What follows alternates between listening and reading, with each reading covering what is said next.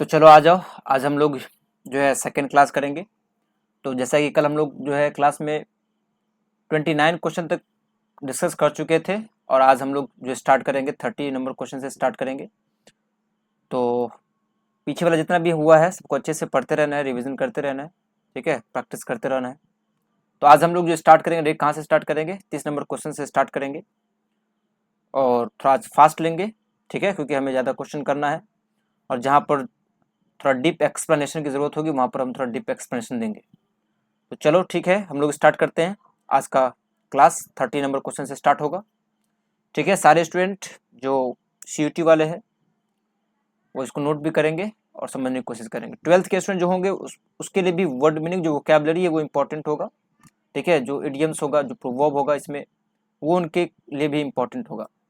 बाकी जहाँ पर जो ग्रामर का पार्ट आएगा, जो 12th के सिलेबस में नहीं है, वो तुम्हारे लिए नहीं है।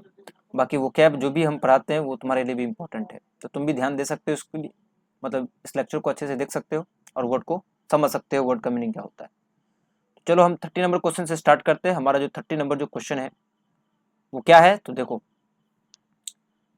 From the given options select one which is similar in the meaning to the given word. अब यहाँ पर कह रहा है कि सिमिलर मीनिंग जो है, नीचे जो दिया गया वर्ड है, जैसे सीडेंट्री हमें वर्ड दिया गया है और इस वर्ड से जो रिलेटेड वर्ड है, इसका जो सिनोनिम्स है ना, जो मीनिंग में एकदम सिमिलर है, वो हमें बताना है। सीडेंट्री का क्या मतलब होता है, तो पहले हम ये भी बता देते हैं। सीडेंट्री का मतलब होता है जिसको हम डल कहते हैं, है ना, या जिसको हम लैक्स भी कहते हैं, या जिसको हम फ्लॉपी भी कहते हैं। तो जो थोड़ा सुस्त आदमी होता है, डल होता है, जिसको उसी को लैक्स कहते हैं, सुस्त आदमी, फ्लॉपी, है ना, तो उसको ही सीडेंट्री कहते हैं। तो इसका सिमिलर मीनिंग इसमें से कौन लग रहा है ना। तो जो एक्टिव होता है उसको तो हम लोग फुर्तीला कहते हैं। तो एक्टिव का जो अपोजिट है वो क्या है, इनएक्टिव है। तो वही उसी से रिलेटेड है कि जो एक्टिव ना हो, जो सुस्त हो एकदम, मतलब जो इनएक्टिव हो, उसी को क्या कहते हैं, सीडेंट्री कहते हैं। तो इसलिए मेरा जो राइट आंसर है यहाँ पर कौन सा करेक्ट है, बी यहाँ पर करेक्ट है। इसमें ज़्यादा एक्सप्लेनेशन की जरूरत यहाँ पे है नहीं, तुम्हें याद रखना है कि सीडेंट्री को ही हम लोग डल कहते हैं, लैक्स कहते हैं, फ्लॉपी कहते हैं और इनएक्टिव भी कहते हैं। और यहाँ ग्रैंड का मतलब तो हो गया भव्य, है ना, पीसफुल का मतलब शांतिपूर्ण हो गया, केयरफुल का मतलब सावधान हो गया, तो ये सब तो होगा नहीं। तो चलो ये क्वेश्चन हो गया। अब 31 जो क्वेश्चन है इसको हम लोग देखते हैं। अब 31 क्या है, ध्यान से सुन लो। 31 नंबर क्वेश्चन, 31 नंबर जो क्वेश्चन है वो है, एक मिनट 31 ये है, from the given option select the one that carries the same relation as. अब यहाँ पे इस क्वेश्चन में देखो, अब यहाँ पर इस क्वेश्चन में क्या कहा जा रहा है, यहाँ पर दिया हुआ है चीयरफुल, है ना, चीयरफुल, और यहाँ पर क्या दिया हुआ है, ड्रियरी दिया हुआ है। और ये दोनों वर्ड के बीच में जो रिलेशन है, वैसे ही हमें कोई ऑप्शन में से कोई ऐसा ऑप्शन हमें सेलेक्ट करना है जो सेम रिलेशन, जैसा चीयरफुल और ड्रियरी के बीच में जो रिलेशन है, वही रिलेशन हमें बताना है कि ऑप्शन में जो दिया है इसमें से कौन सेम रिलेशन को कैरी करता है। तो यहाँ पर चीयरफुल जो देख रहे हैं, चीयरफुल का मतलब क्या है, चीयरफुल का मतलब है जो बहुत चीयरफुल हो, है ना, जो बहुत ही हंसमुख हो, उसको कहते हैं चीयरफुल। और ड्रेरी का मतलब क्या होता है, ड्रेरी का मतलब जो बहुत उदासीन हो, है ना, बहुत कह सकते हैं उदासीन हो, और उसको कहते हैं हम लोग ड्रेरी। तो चीयरफुल का यहाँ पर ठीक ऑपोजिट वर्ड हमें दिया हुआ है ना, चीयरफुल का ठीक ऑपोजिट वर्ड क्या है, ड्रेरी हमें यहाँ पर दिया हुआ है कि नहीं। तो इसलिए जो है यहाँ पर कौन सा करेक्ट है, चीयरफुल का ऑपोजिट वर्ड ड्रेरी। यहाँ हमें ऑप्शन में क्या दिया है, अलाउ, अलाउ का हमें रिलेशन किसके साथ दिखाया है यहाँ पे ऑप्शन में, परमिट के साथ। यहाँ पर चीयरफुल था, चीयरफुल का ऑपोजिट था, यहाँ इसका मतलब होता है हंसमुख, और यहाँ पर होता है उदास, है ना, जो उदासीन होते हैं। और यहाँ अलाउ के साथ किस, अलाउ का रिलेशन किससे दिखाया है, परमिट के साथ, जो कि दोनों एक ही बात है। अलाउ का मतलब भी परमिशन, अनुमति देना, और परमिशन, परमिट का मतलब वही होता है। तो यहाँ पर तो सेम हो गया, है ना, दोनों तो एक ही वर्ड हो गया। यहाँ पर दोनों एक दूसरे का क्या था, ऑपोजिट था। तो दोनों का इस वर्ड का इस वर्ड से रिलेशन सेम सेम नहीं है। यहाँ पर ये वर्ड के साथ जो वर्ड दिया गया था डिरेडी, वो ठीक इस वर्ड का ये क्या है, अपोजिट है।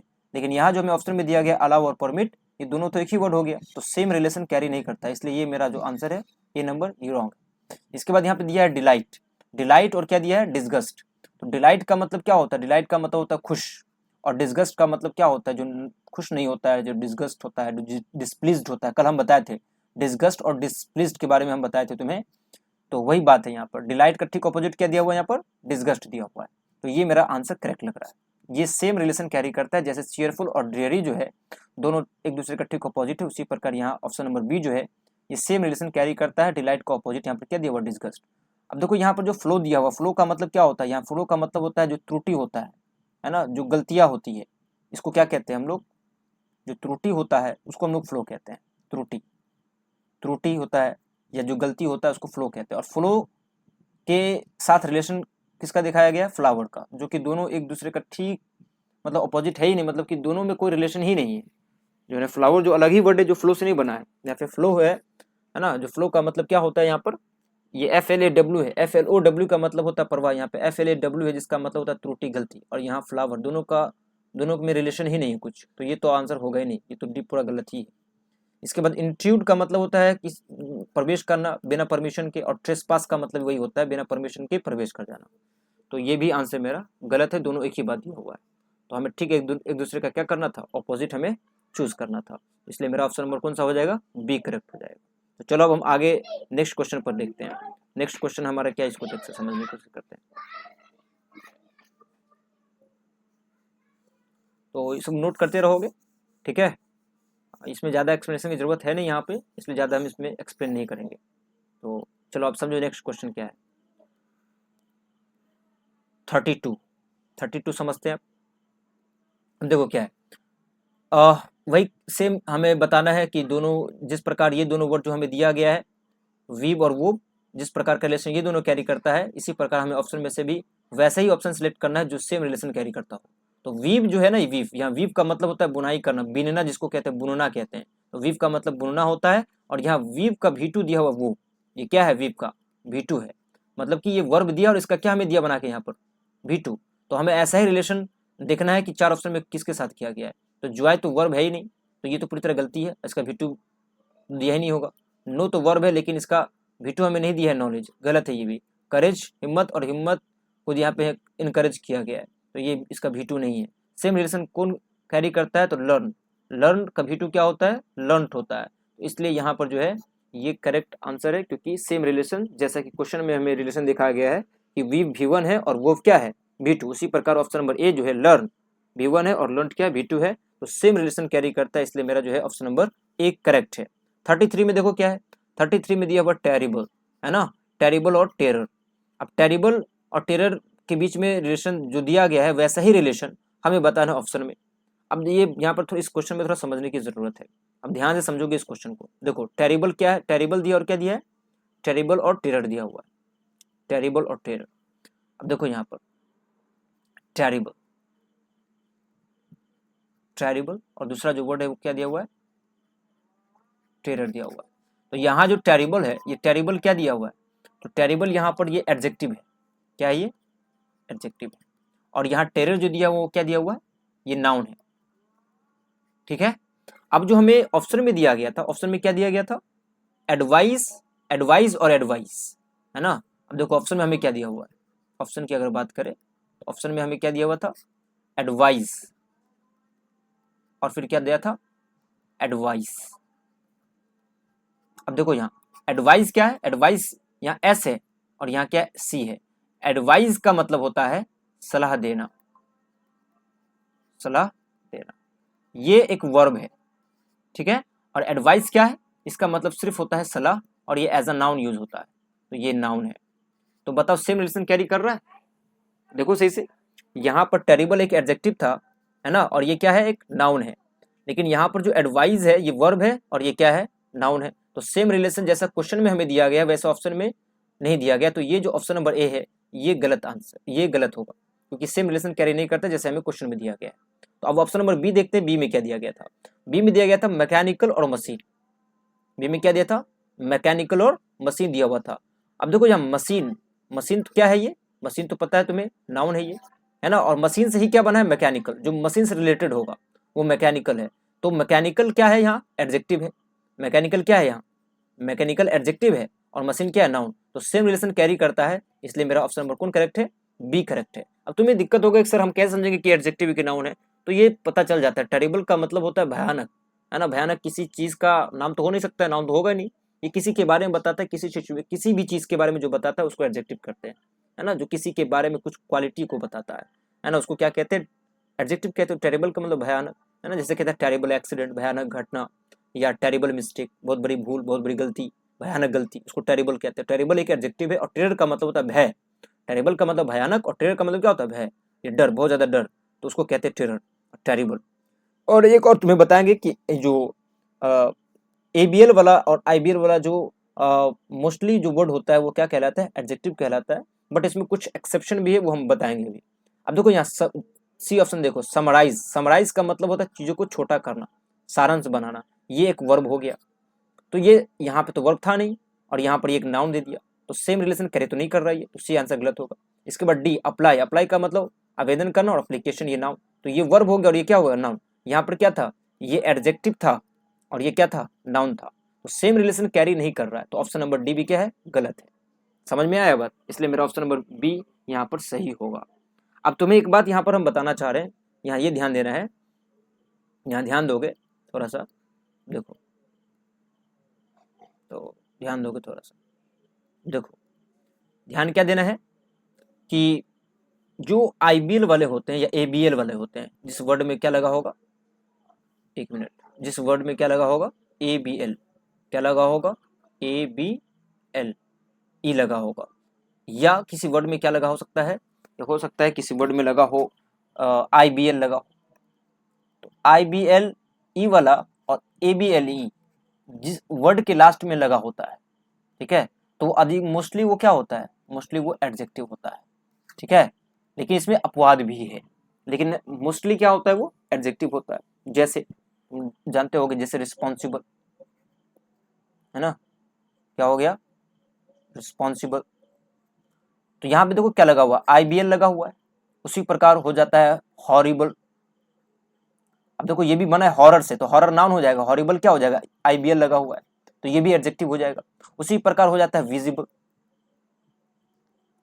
यहाँ भी आईबीएल लगा हुआ है। उसी प्रकार हो जाता है रीडेबल, रीडेबल हो जाता है, तो यहाँ पे देखो एबीएल लगा हुआ है ना। तो इस प्रकार के जो वर्ड होते हैं वो ज्यादातर क्या कहलाते हैं, वो ये सब कहलाते हैं एडजेक्टिव। याद रखना है, क्या कहलाएगा, ये एडजेक्टिव कहलाएगा। लेकिन कुछ इसमें एक्सेप्शन भी है। अब एक्सेप्शन क्या है, ये भी थोड़ा समझ लो। एक्सेप्शन में, इसमें एक्सेप्शन भी है, अपवाद भी है। एक्सेप्शन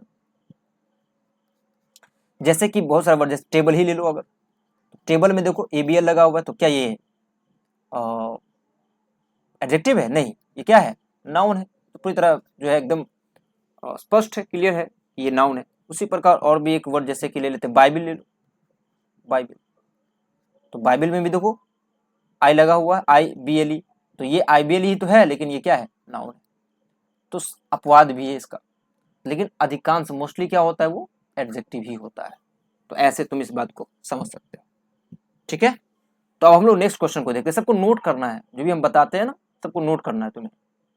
हाँ, सबको क्या करना है, नोट करना है। ये जो बताए हम, इसको क्या करना है, तुम्हें नोट करना है, ठीक है। चलो, तो अब जो है हम लोग का नेक्स्ट क्वेश्चन क्या था, अब नेक्स्ट क्वेश्चन पे चलते हैं। तो ये क्वेश्चन जो है 33 हम लोग डिस्कस कर लिए। अब हम लोग चलते हैं 34 पर। इसको मिटा देते हैं पहले। सब कुछ जो है ना, वीडियो को पॉज करके तुम लोग नोट कर सकते हो। चलो, तब हम नेक्स्ट क्वेश्चन पे चलते हैं। पहले 34 पे चलते हैं। आप 34 ध्यान दोगे, 34 34। अब देखो 34 क्या है। 34 यहाँ भी वही बात है, वहीं भी रिलेशन बताना है। यहाँ कस्टम दिया हुआ, यहाँ पे क्या दिया हुआ, कस्टमाइज दिया हुआ। तो कस्टमाइज का मतलब किसी चीज को अनुकूलित करना, मतलब किसी चीज को मॉडिफाई करना, कस्टमाइज करना, है ना। मतलब अपने हिसाब से बनाना किसी चीज को, सिचुएशन के हिसाब से, है ना। तो उसको कस्टमाइज कर लेना, तो ये एक वर्ब हुआ। और यहाँ पर कस्टम, जो कस्टम जो वर्ड है, ये एक नाउन हो गया, है ना, अनुकूल। तो यहाँ क्राइम, अपराध, और यहाँ है क्रिमिनल, क्राइम से बना है, तो ये क्या है, ये एडजेक्टिव है ना। और ये क्या है, सॉरी सॉरी सॉरी, ये जो है क्राइम, यहाँ क्या है, क्राइम, और यहाँ क्या है, क्रिमिनल है। जो ये क्राइम से बना है, क्या क्रिमिनल बना है, तो ये जो है एक नाउन हो गया, सही बोले थे, और ये क्या हो गया, एडजेक्टिव हो गया। ठीक है, ये क्रिमिनल एक एडजेक्टिव और ये क्या है, एक नाउन। डेकोरेट एक वर्ब है और ये क्या है, डेकोरेशन एक नाउन है ना। उसी प्रकार प्लेजर, प्लेजर एक नाउन है और प्लीज एक क्या है, एक वर्ब है। सिनिक, सिनिक क्या है, तो सिनिक जो है, सिनिक क्या है, तो सिनिक का मतलब क्या होता है, सिनिक का मतलब होता है जो निंदक होते हैं, संदेहवादी व्यक्ति होते हैं, उसको हम लोग क्या कहते हैं, सिनिक कहते हैं। ये एक नाउन है और ये क्या दिया हुआ है, ये हमें दिया हुआ है एडजेक्टिव दिया हुआ है। तो बताओ किसके साथ रिलेशन जो है वो कौन सा ऐसा ऑप्शन है जो सेम रिलेशन कैरी करता है अकॉर्डिंग टू क्वेश्चन। तो यहाँ पर दिया हुआ है नाउन और वर्ब, ऐसा कुछ कौन मिला है, ऑप्शन नंबर सी मिला है ऐसा, है ना, कि प्लेजर नाउन है और प्लीज वर्ब है। प्लीज का मतलब क्या होता है, प्लीज का मतलब कृपया ही नहीं होता है, याद रखना है। प्लीज का मतलब एक वर्ब है जिसका मतलब होता है खुश करना। तुम लोग को हम बताए होंगे ये बात, खुश करना, क्लास में ये इससे पहले भी ऐसा वर्ड आया था, उस पर डिस्कस हुआ था, प्लीज। तो ये वर्ब है और प्लीज से जब बनेगा प्लेजर, है ना, तो प्लेजर का मतलब क्या हो गया, ये खुशी हो गया, है ना। ये क्या हो जाएगा, ये एक नाउन हो जाएगा। तो इसलिए मेरा ऑप्शन नंबर सी करेक्ट है। ठीक है, 34 क्वेश्चन हो गया। अब हम लोग आगे की तरफ बढ़ते हैं, नेक्स्ट क्वेश्चन की तरफ बढ़ते हैं। तो नेक्स्ट क्वेश्चन क्या है देखते हैं। 34, 34 तो हो चुका है ना, 34 अभी जस्ट किए, इसमें किए थे 34। अब 35 में चलते हैं हम लोग, 35 नंबर क्वेश्चन। 35, 35 क्या है, देखो चलो देखो। From the given options select the one word which is opposite, opposite पूछ रहा है, opposite in meaning to the given word. दिया गया जो वर्ड है, इस वर्ड का ठीक अपोजिट कौन है, ये हमें यहाँ पर हमें कह रहा है बताने के लिए। तो जियर वर्ड दिया हुआ है। जियर का मतलब क्या होता है, जियर का मतलब होता है किसी का मजाक उड़ाना, याद रखना है। जियर का मतलब क्या होता है, किसी का मजाक उड़ाना, ट्रोल करना, या कह सकते हैं जोक करना, या सुने होंगे किसी का मजाक उड़ाना क्लास में हुआ होगा, मेक फन ऑफ, किसी का मजाक उड़ाना। ठीक है, उसी प्रकार और भी वर्ड है, जैसे रिडिकूल भी होता है, रिडिकूल। तो इसका हमें अपोजिट वर्ड बताना क्या है। रिडिक्यूल तो वही वर्ड हो गया सेम सेम, तो सेम वर्ड हो गया, हमें अपोजिट बताना है, तो ये तो होगा नहीं। इंसल्ट का मतलब अपमान करना, लगभग सेम सेम वर्ड की तरह, लेकिन ये भी नहीं होगा। स्कैम्पर का मतलब क्या होता है, स्कैम्पर का मतलब होता है भगदड़, जिसको कहते हैं। स्कैम्पर का मतलब क्या होता है, जो भगदड़ होता है उसको स्कैम्पर कहते हैं। तो ये तो बिल्कुल भी अलग ही वर्ड है।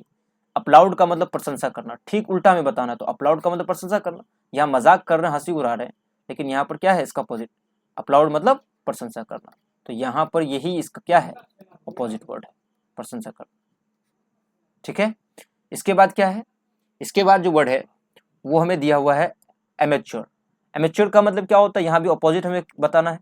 तो एमेच्योर का मतलब क्या होता है, जो एमेच्योर होते हैं, मतलब कि जो नौसिखिया होते हैं, उसको हम लोग एमेच्योर कहते हैं। समझा रहा बात है। बिगिनर का मतलब शुरुआती हो गया, लगभग सेम सेम वर्ड हो गया। जो बिगिनर होते हैं, एमेच्योर होते हैं, वो जो शुरुआती होंगे वो क्या होंगे, मतलब एक्सपीरियंस्ड नहीं होंगे, अनएक्सपीरियंस्ड हो गए। तो नौसिखिया, वर्चुअस का मतलब जिसके अंदर बहुत सारा गुण हो, वर्चुअस, है ना, बहुमुखी जिसको कहते हैं। और पंजेंट तो एक अलग ही वर्ड हो गया। पंजेंट का मतलब होता है जिसको कहते हैं बीटर कहते हैं, बीटर, कटु या करवा या तीखा जिसको कहते हैं, उसको पंजेंट कहते हैं। तो ये भी नहीं होगा, है ना। एमेच्योर का मतलब होता है नौसिखिया, और इसका ठीक उल्टा हो गया, जो नौसिखिया जिसके पास एक्सपीरियंस नहीं है उसको कहते हैं एमेच्योर। इसका मतलब कि उसको क्या कहेंगे, इसका अपोजिट वर्ड क्या हो जाएगा, प्रोफिशिएंट, जिसका मतलब क्या होगा, जिसका मतलब हो जाएगा कुशल, जो बहुत कुशल हो, बहुत एक्सपीरियंस्ड हो, है ना, उसको कहते हैं प्रोफिशिएंट। इसलिए मेरा 36 का कौन सा आंसर हो जाएगा, 36 का ए आंसर करेक्ट हो जाएगा। इसके बाद है 37 नंबर क्वेश्चन। इरूडिट का मतलब क्या है, इरूडिट, इरूडिट का मतलब होता है, इरूडिट का हमें अपोजिट बताना, लेकिन इसका मतलब क्या होता है, इरूडिट का मतलब जिसको हम लोग कहते हैं स्कॉलर कहते हैं, स्कॉलर, है ना, स्कॉलर जो विद्वान होते हैं, जिसको हम लिटरेट भी कहते हैं, लिटर्ड, लिटर्ड पढ़ा लिखा व्यक्ति, लिटर्ड कहते हैं, है ना, ये स्कॉलर कहते हैं, या लर्नेड भी कहते हैं, लर्नेड, लर्नेड, ये लर्न नहीं पढ़ना, लर्नड नहीं है, ये लर्नेड है, विद्वान आदमी को लिटर्ड कहते हैं, लिटर्ड, स्कॉलर या लर्नेड कहते हैं। ये एरुडिट होता है। इसका हमें अपोजिट बताना है। अपोजिट का, अब देखो ऑप्शन में हमें दिया है इग्नोरेंट, मतलब अज्ञान आदमी, अज्ञानता, जो अज्ञान आदमी होते हैं इसको इग्नोरेंट कहते हैं। तो ये करेक्ट है, इसका अपोजिट ही होगा। इंटेलेक्चुअल का मतलब तो लगभग सेम सेम हो गया, जो इंटेलेक्चुअल हो गए, है ना, बुद्धिजीवी लोग होंगे, इंटेलेक्चुअल होंगे। नॉन चैलेंट क्या होता है, नॉन चैलेंट कहते हैं जो मतलब बेपरवाह, उदासीन, शांत व्यक्ति होते हैं। तो ये अलग ही वर्ड हो गया, ये तो होगा ही नहीं। शांत या बेपरवाह कह सकते हैं, बेपरवाह, है ना, बेपरवाह कहते हैं, बेपरवाह कहते हैं उसको, है ना। बहुत अपने मग्न में रहता है, एकदम शांत रहता है, चिल आदमी जिसको कहते हैं, चिल, है ना, इसको ही कहते हैं नॉन चैलेंट। और सबमिसिव का मतलब क्या होता है? सबमिसिव का मतलब, सबमिसिव का मतलब क्या होता है? सबमिसिव का मतलब होता है जो बहुत हम्बल हो, बहुत विनम्र हो, है ना, हम्बल हो, उसको सबमिसिव कहते हैं। तो इसलिए रिजिड का अपोजिट वर्ड कौन हो जाएगा? इग्नोरेंट हो जाएगा। ठीक है, तो अब हम 38 को देखते हैं। 38 नंबर क्वेश्चन क्या है, इसको नोट कर लोगे। ठीक है, हम आगे बढ़ते हैं। तो आगे जो वर्ड है इसको देखते हैं, इसको पहले मिटा देते हैं।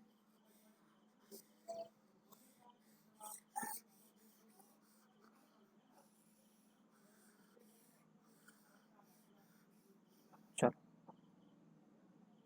तो देखते हैं 38 नंबर क्वेश्चन। 38 नंबर क्वेश्चन क्या है ये देखते हैं। देखो, विंडिक्टिव पूछ रहा है, विंडिक्टिव। तो विंडिक्टिव क्या होता है? विंडिक्टिव का मतलब होता है जो बहुत ही प्रतिशोधी होते हैं, बदला लेने की जिसके अंदर भावना होती है, जो बहुत क्रूल होते हैं, है ना, बहुत क्रूल होते हैं, बहुत क्रूल, है ना, निर्दय होते हैं, जिसको निर्दय कहते हैं, क्रूल, है ना, उसको कहते हैं हम लोग विंडिक्टिव।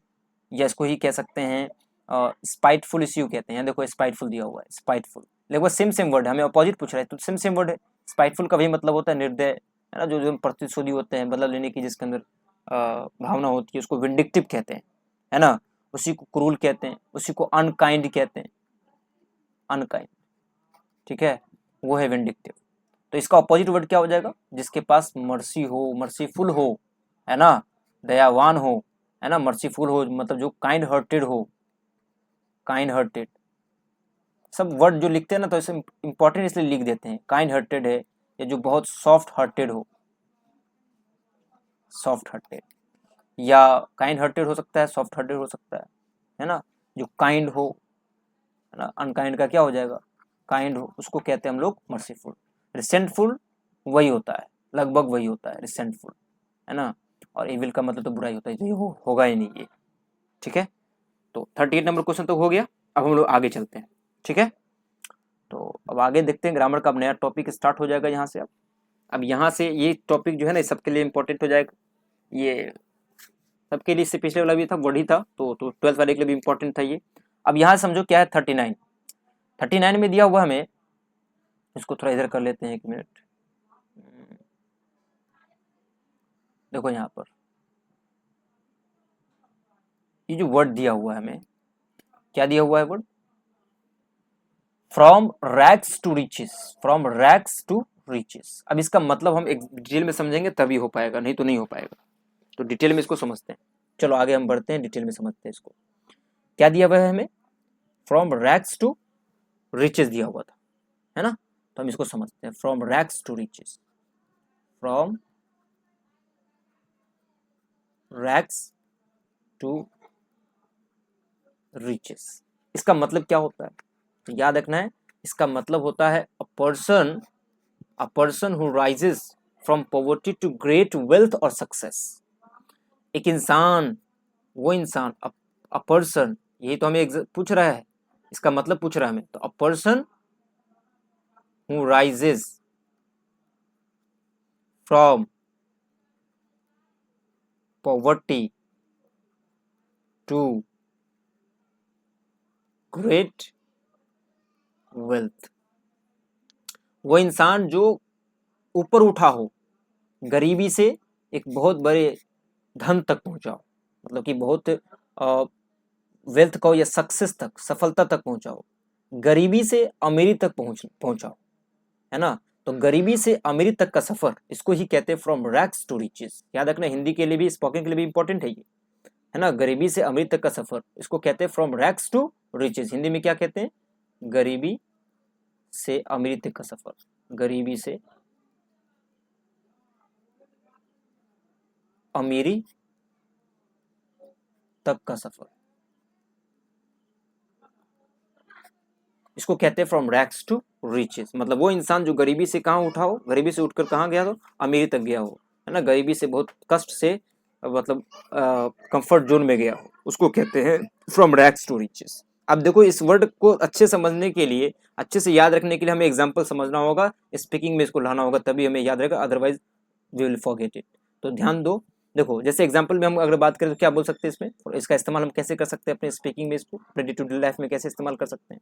तो इसको कह सकते हैं, जैसे कहना होगा कि अपना बिजनेस स्टार्ट करने के बाद वो गरीबी से अमीरी तक का सफ़र तय किया, है ना। तो हम कह सकते हैं ही वेंट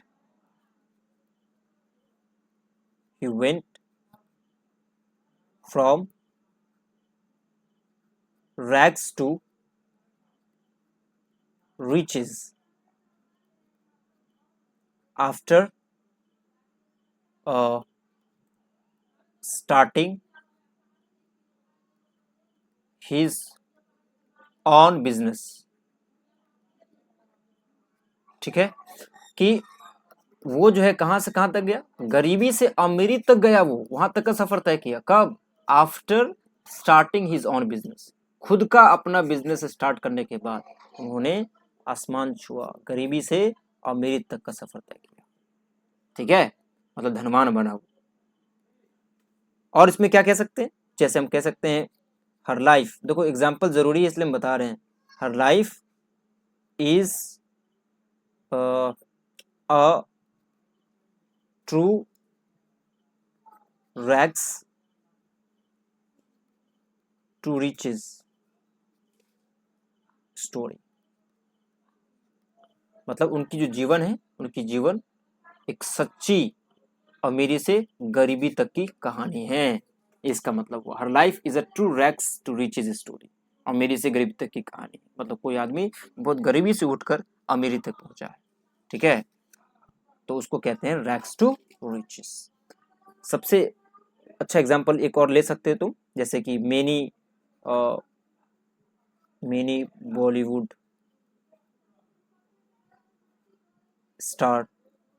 स्टार्स, है ना, हैव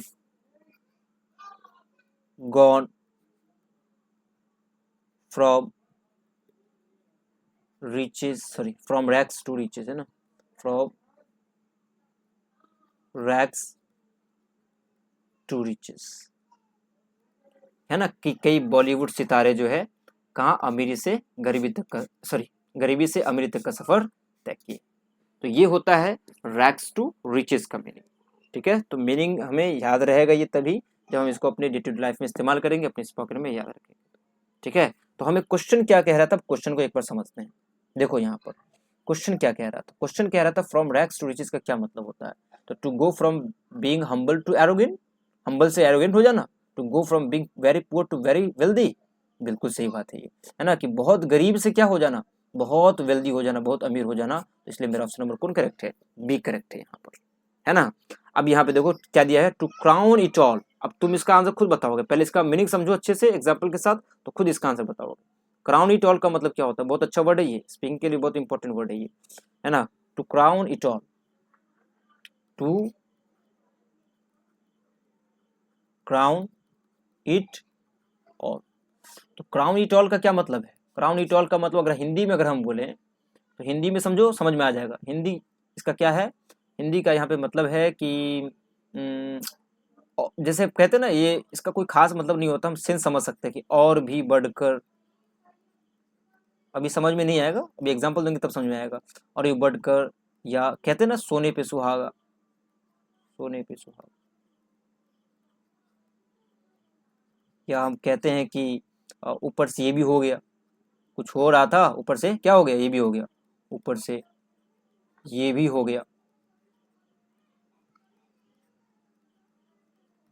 ठीक है, तो वहां पर हम लोग क्या इस्तेमाल करते हैं, टू क्राउन इट ऑल, कि कोई काम हो रहा था, पहले से मुसीबत थी, एक और मुसीबत आ गई, ऊपर से ये भी हो गया। कहते हैं ना, ये कोई अच्छा काम कह रहे थे कि उसको जो है सैलरी मिली और ऊपर से उसको 10,000 एडवांस भी मिला, सोने पे सुहागा, तो इसको कहते हैं टू क्राउन इट ऑल भी कहते हैं। तो ये मतलब कि ये अच्छा भी हो सकता है ना, ये फॉर्चुनेटली अनफॉर्चुनेटली, मतलब कि दुर्भाग्यपूर्ण या भाग्यपूर्ण कुछ हुआ ऊपर से, है ना, फाइनल मतलब अंत में जाके कुछ हुआ, तो उसको कहते हैं टू क्राउन इट ऑल कहते हैं। एग्जाम्पल में अगर बात करें तो एग्जाम्पल में क्या कहेंगे, एग्जाम्पल में हम कह सकते हैं कि I was already late, I was already late, है ना, मैं पहले से लेट था। And to crown it all,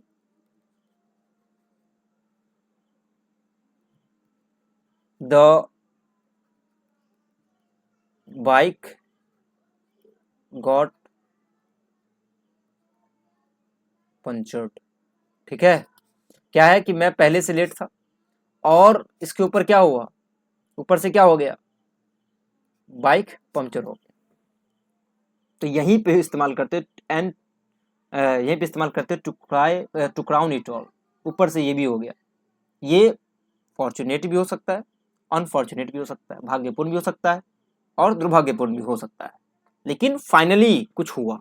to crown it all का मतलब है यहाँ पर फाइनली अंत में जाकर भी कुछ हो गया, फॉर्चुनेटली अनफॉर्चुनेट कुछ जाके अंत में भी हो गया। समझ में आया बात? तो यही होता है टू क्राउन इट ऑल। समझ में आया बात? एक और एग्जांपल देते हैं, बस लास्ट एग्जांपल, जैसे कि she got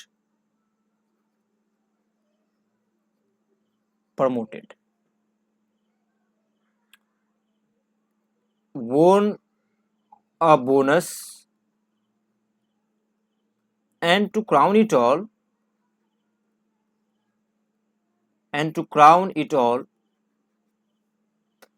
she is going on vacation। अब देखो क्या हुआ कि उसे प्रमोशन मिला, है ना, और उसे वो बोनस भी जीती, और सोने पे सुहागा क्या हुआ पता है कि वो छुट्टी पर भी जा रही है अब। तो यही होता है टू क्राउन इट ऑल, कि फाइनली कुछ अच्छा भी हो सकता है या कुछ बुरा हो सकता है, उसी को क्या कहते हैं, टू क्राउन इट ऑल कहते हैं। अब उम्मीद है कि तुम जो है आंसर इसका निकाल सकते हो, जो वर्ड दिया गया था हमें। अब यहाँ पे हमें दिया क्या गया था, देखो गौर से, यहाँ पे ध्यान दोगे अच्छे से। हमें यहाँ पर दिया 40 नंबर क्वेश्चन में क्या दिया था, यहाँ पर हमें दिया गया था, हमें यहाँ दिया गया, देखो क्या दिया गया था, टू क्राउन इट ऑल, है ना। अब यहाँ to declare someone a king, किसी को राजा घोषित करना, नहीं। Act and behave like a king, राजा की तरह बिहेव करना, एक्ट करना। Treat everyone like a king, किसी को किंग की तरह ट्रीट करना, बिल्कुल नहीं। फाइनल इवेंट के रूप में, है ना, in a series of particularly fortunate और अनफॉर्चुनेट इवेंट्स, कि कोई भाग्यपूर्ण या अभाग्यपूर्ण घटनाओं की श्रृंखला में फाइनल में कुछ इवेंट हुआ, इसी को कहते हैं टू क्राउन इट ऑल। इसलिए मेरा राइट आंसर क्या हो जाएगा, डी हो जाएगा। समझ में आया बात? तो मीनिंग अगर समझ लेंगे तो फिर हमें दिक्कत बिल्कुल भी होने वाला नहीं है। तो अब हम चलते हैं 41 में। 41 क्या कहता है, 41 नंबर क्वेश्चन में दिया है द होल 9 यार्ड्स। अब ये समझते हैं ये क्या होता है, इसका भी वर्ड हम पहले डिटेल में पहले पढ़ते हैं तो ऑटोमेटिक जो है हम इसके बारे में समझ जाएंगे। द होल 9 यार्ड्स, याद रखना है क्या है, the whole 9 yards, the whole 9 yards. चलो ध्यान दोगे, वर्ड क्या है, the whole 9 yards, the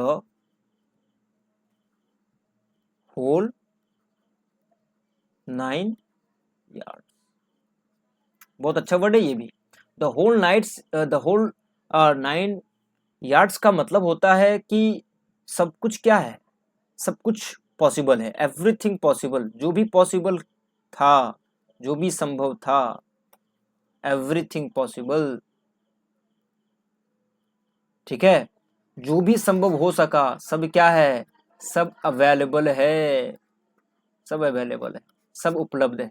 everything possible, everything available, जितना भी जो भी संभव हो सकता था वो सब क्या है, अवेलेबल है।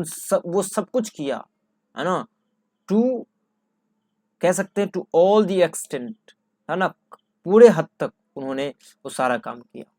ठीक है, जो उसको करना था, जो भी कर सकता था वो सारा कुछ उन्होंने किया, इसी को कहते हैं द होल 9 यार्ड्स। ठीक है, अब एग्जाम्पल समझेंगे, इसका हिंदी अगर कहें तो हम कह सकते हैं कि पूरा जोर लगा देना, कोई चीज करने में पूरा जोर लगा देना, उसी को कहते हैं हम लोग क्या कहते हैं उसी को, इसका मीनिंग, इसका हिंदी मीनिंग क्या होता है, पूरा जोर लगा देना, पूरा जोर लगा देना, पूरा जोर लगा देना, ये होता है इसका मीनिंग। या कह सकते हैं बिल्कुल पूरी तरह से, बिल्कुल पूरी तरह से, जो चीज भी शामिल इसमें, बिल्कुल पूरी तरह से, है ना, बिल्कुल पूरी तरह से, एक मिनट, बिल्कुल पूरी तरह से, बिल्कुल पूरी तरह से, ठीक है। मतलब कि जो चीज भी शामिल कर सकता था, जो भी यहाँ पर अवेलेबल कर सकता था, वो उपलब्ध कर सकता था, जो भी संभव था उन सब, वो सब कुछ उन्होंने किया, मतलब कोई कसर नहीं छोड़ा। समझ में आ रहा है बात, इसी को कहते हैं द होल 9 years। एग्जाम्पल देखेंगे तो ज्यादा अच्छे से समझ में आएगा। जैसे एग्जाम्पल में हम क्या बोले, जैसे I gave the whole 9 years to score good marks in the examination. क्या बोलेंगे, I gave the whole 9 years to score, sorry goods नहीं होगा, good marks in the exam, है ना। कि मतलब कि मैंने कोई कसर नहीं छोड़ी, मैंने पूरा जोर लगा दिया क्या करने में, एग्जाम में अच्छा अंक प्राप्त करने में, अच्छा अंक, अच्छा मार्क्स स्कोर करने में मैंने पूरा जोर लगा दिया, मैंने कोई कसर नहीं छोड़ा, है ना। तो इसको कहते हैं द होल 9 years। और जैसे एग्जाम्पल और बोले, जैसे कि they decorated, they decorated, they decorated the house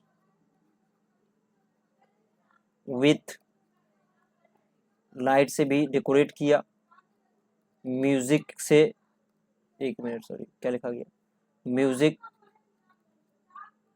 और क्या है, म्यूजिक, लाइट म्यूजिक और फ्लावर से, है ना।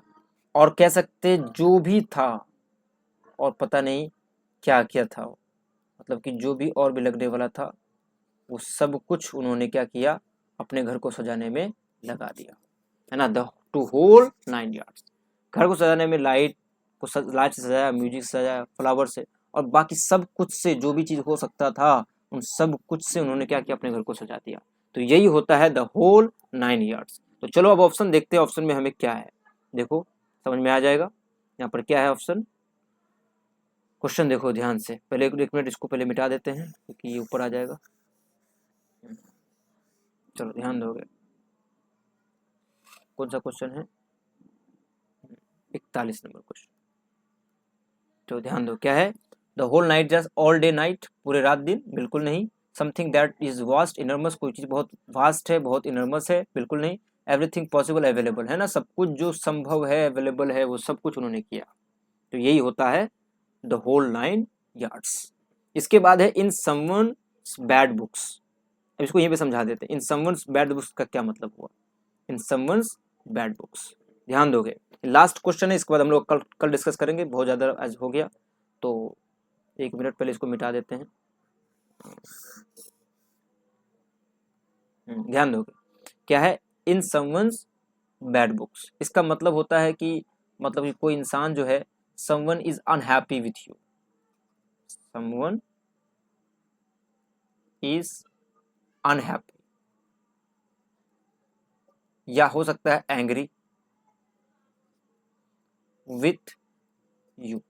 मतलब कि जब आपसे कोई इंसान जो है, समझो कि नाखुश है, एंग्री है, नाराज है, तो आप उसके बैड बुक में चले जाते हैं, है ना। मतलब कि आप जो है उनके फेवर में नहीं होते हैं, फिर वो आपके डिसफेवर में हो जाते हैं, या आप उसके एक प्रकार से फेवर हो जाते हैं। इसी को कहते हैं किसी के बैड बुक में होना, है ना। जैसे कह सकते हैं कि मेरे बैड बुक में भी कोई है, कुछ लोग हैं, है ना। मतलब कुछ लोग जो है, कुछ लोग से मैं खुश नहीं हूँ, है ना। मतलब कुछ लोग से मैं भी नाराज हूँ, तो कह सकते हैं some are also in my bad books, है ना, कुछ लोग मेरे बैड बुक्स में भी है, समझ रहा बात। तो इसको कहते हैं किसी के बैड बुक में होना, मतलब किसी के साथ डिसफेवर होना, किसी के साथ ना होना, उसके फेवर में ना होना, ठीक है। तो उसको कहते हैं, जैसे कि क्या ना, मैंने अपने दोस्त का बर्थडे भूल गया, जैसे बोल रहा हूँ I forgot my friends birthday, my friends birthday, I forgot my friends birthday. And उसके बाद क्या हो गया, तो उसके बाद जो है